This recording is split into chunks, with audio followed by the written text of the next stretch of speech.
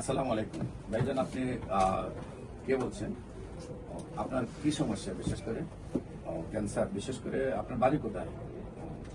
ঠিক আছে, আপনি আসলে ক্যান্সার এমন একটা রোগ, যে রোগটা হলো যে সারা পৃথিবীর ডাক্তারই বলতেছেন যে ক্যান্সার ভালো হয় না। আপনি যদি বিশেষ করে বাংলাদেশ নয়, সারা ওয়ার্ল্ডের ডাক্তারদেরকে আপনি প্রশ্ন করেন আপনার যে ক্যান্সারটা হয়েছে, আপনার রিপোর্টগুলো আমি দেখেছি, আপনার যে ভিডিওটা সেটাও আমি দেখেছি।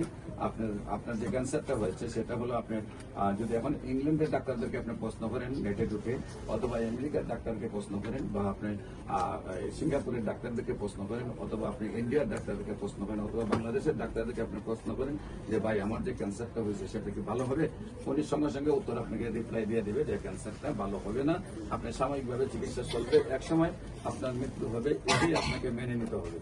বিশেষ করে আপনার যে ক্যান্সারটা হয়েছে, আপনি যে যে জায়গায় চিকিৎসা করছেন সেই সব জায়গায় যদি আপনার রেজাল্ট না পেয়ে থাকেন, আপনি যদি একবার আপনার একজন প্রতিনিধি আমাদের অফিসে পাঠান, আমাদের স্যার শনি রবি সোম ঢাকাতে সকাল 10টা থেকে বিকাল 5টা পর্যন্ত রোগী দেখেন, এবং মঙ্গল বুধ বৃহস্পতি হবিগঞ্জে রোগী দেখেন। সেখানে যে রোগীগুলো আসে, যে রোগীগুলা 1 মাস 2 মাস 3 মাস ওষুধ খাইছে, আবার নতুন করে ওষুধ নেওয়ার জন্য আসছে, কারণ আমাদের ওষুধগুলো 4 মাসে সুস্থ হয়, তখন আপনি এই রোগীগুলাকে আপনি যখন প্রশ্ন করবেন, আপনি দেখবেন যে রোগীর রিপোর্টগুলা যারা ইন্ডিয়া চিকিৎসা করছে, সিঙ্গাপুর চিকিৎসা করছে, মালয়েশিয়া চিকিৎসা করছে, সেই রোগীগুলা 1 মাস 2 মাস ওষুধ খাওয়ার পরে স্যারের কাছে সম্পূর্ণরূপে সুস্থ, যেটা আপনি প্র্যাকটিক্যালি আপনার রিপোর্টের মাধ্যমে দেখতে পারবেন। আর বিশেষ করে ক্যান্সার গবেষক ডাক্তার এসএম সারওয়ার ইউটিউবে চার্জ করলে আপনারা 5,500 ঊর্ধ্বে ক্যান্সার রোগীর সাক্ষাৎকার পাবেন যারা সুন্দরভাবে সুস্থ হয়েছে। বিশেষ করে হবিগঞ্জের ব্যারিস্টার সুমন সাহেব, তারা অ্যাডভোকেট তহিনের আম্মা, সোনারঘাট বাগবাড়ি হান্নান মিয়া সাহেবের ওয়াইফ, উনি আপনার প্রথম গ্যাস্ট্রোলজিতে ক্যান্সার হয়, তারপরে ইউরোলজিতে ক্যান্সার ছড়ায়, তারপর কোলনে ক্যান্সার ছড়ায়, তারপর খাদ্যনালীতে ক্যান্সার ছড়ায়। সেই ক্যান্সারটির সাথে আবার কিডনির পয়েন্ট চলে যায় 30 পয়েন্টে।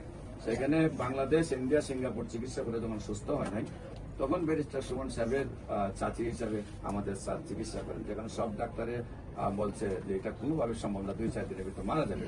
কিডনি পয়েন্ট বাড়তে বাড়তে 30-এ চলে গেছে, ক্যান্সার সহায়তা সমস্ত বডিতে চলে গেছে। সেইখানে উনি আল্লাহর অশেষ রহমতে আমাদের স্যার চিকিৎসা করার পরে সেই রোগীটা সুন্দরভাবে সুস্থ হয়েছে, এবং আজ থেকে 20 বছর আগে সুস্থ হয়েছে, এখনো সুন্দরভাবে সুস্থ হয়েছে। তার পাশের বাড়ি সোনারঘাট বাগবাড়ি সিদ্দিক মিয়া সাহেবের ওয়াইফ, উনি সোনারঘাট বাগবাড়ির যে সমিলটা আছে, সমিলের মালিক, ওনার ওয়াইফের জরায়ু ক্যান্সার হয়। সেই ক্যান্সারটা আল্লাহর অশেষ রহমতে যখন কোনো ডাক্তাররা চিকিৎসা করে সুস্থ হয় নাই, তারপর আমাদের স্যার চিকিৎসা করেন, সুন্দরভাবে সুস্থ হয়ে যায়।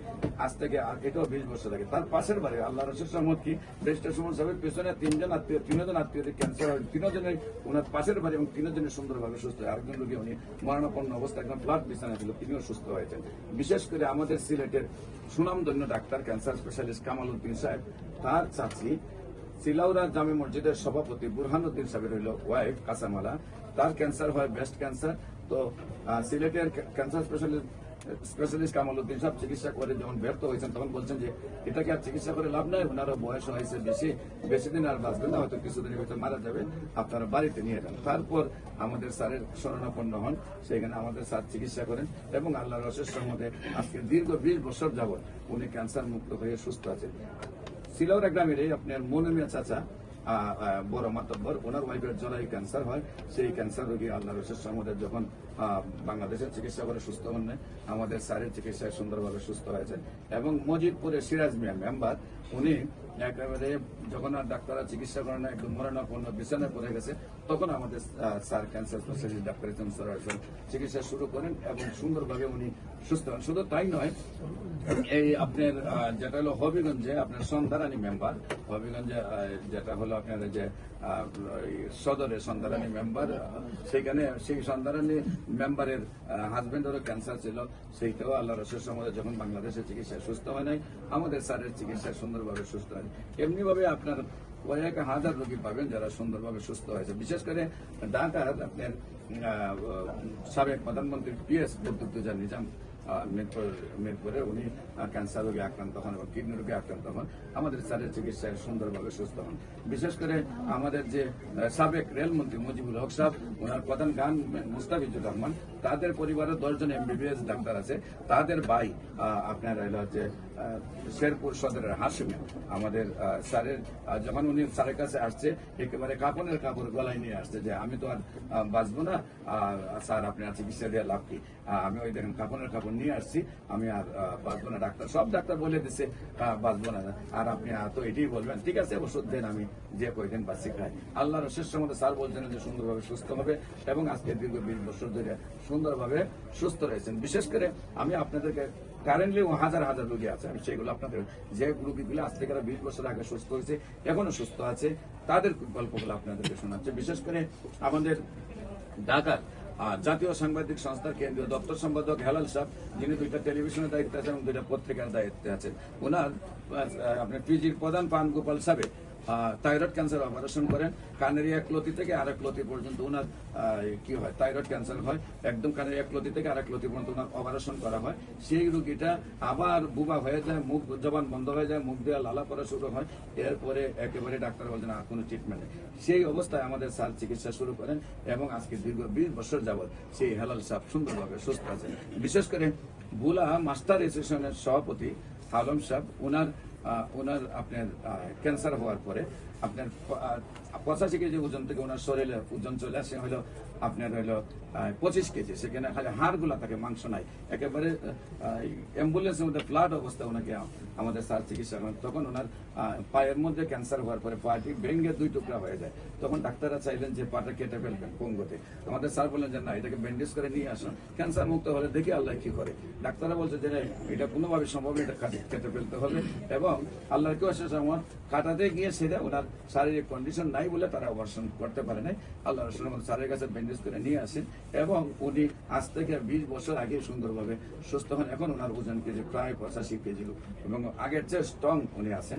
বিশেষ করে আপনাদেরকে বলবো যে কুমিল্লা লাকসাম শিয়াং গ্রামে একদম কালবাড়ের পাশেই বাড়ি, যেই বাড়ির এরা 5 ভাইয়ের একটা সন্তান জন্ম নিয়েছে। যেদিন ওই দিনে দেখা যায় তার শরীরে ব্লাড নেই, টেস্ট করে দেখা যায় তার ব্লাড ক্যান্সার হয়েছে। এমনিভাবে ব্লাড ক্যান্সারের চিকিৎসা করতে গিয়ে সেটা দেখা যায় যে স্কোয়ার ওনারা 1 মাসে 10 লক্ষ টাকা ব্যয় করছেন, তারপরে উনি সুস্থ হন নাই। তারা বলছেন যে শরীরের সমস্ত রোগ শুকিয়ে গেছে, আর কেমো বা থেরাপি দেওয়া সম্ভব নয়, ওনাকে বাড়িতে নিয়ে যান, এই পর্যন্ত আমরা যতটুকু করছি, এখন আপনার 2-1 দিনের ভিতরে বাচ্চা ডেড হবে। এই অবস্থায় আমাদের স্যার কাছে নিয়ে আসেন এবং আল্লাহ রসের আমাদের চিকিৎসা করেন।